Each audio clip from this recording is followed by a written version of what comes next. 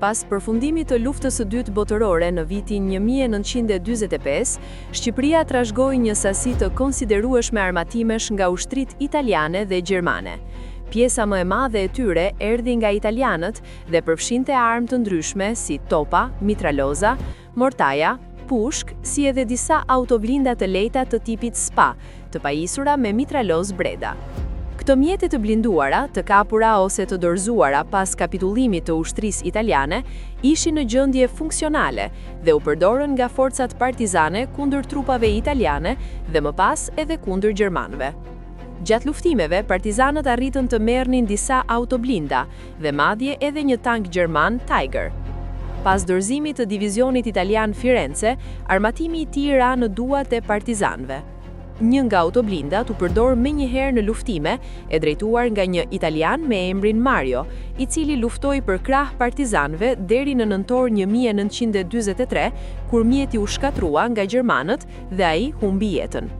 Megjithatë, mitralozi Breda u shpëtua dhe u përdor më vonë nga forcat partizane. Pas luftës filloi organizimi i strukturave të para të ushtrisë shqiptare. Kompania e parë e tankeve u krijua në prill të vitit 1946 dhe përfshinte disa mjete të blinduara italiane. Në vitin 1948 u zhvillua edhe parada e parë ushtarake ku u shfaqën tanket sovjetike T-34, të cilat konsideroheshin ndër tanket më të suksesshme të luftës së dytë botërore. Në vitet që pasuan, Shqipëria u bë pjesë e Traktatit të Varshavës, por marrëdhëniet me Bashkimin Sovjetik u përkeqësuan dhe në vitin 1961 u ndërpren plotësisht. Në këtë periudhë, vendi u mbështet kryesisht nga Kina, e cila ofroi ndihmë të gjerë ekonomike dhe ushtarake.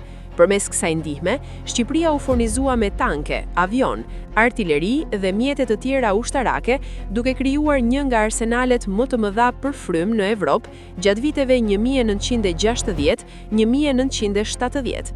Pas rënies së sistemit komunist dhe ndryshimeve politike të viteve 1990, një pjesë e madhe e këtij armatimi u shkatërrua ose u shit për skrap. Sot, mbrojtja e Shqipërisë mbështetet kryesisht në strukturat dhe garancitë e NATO-s.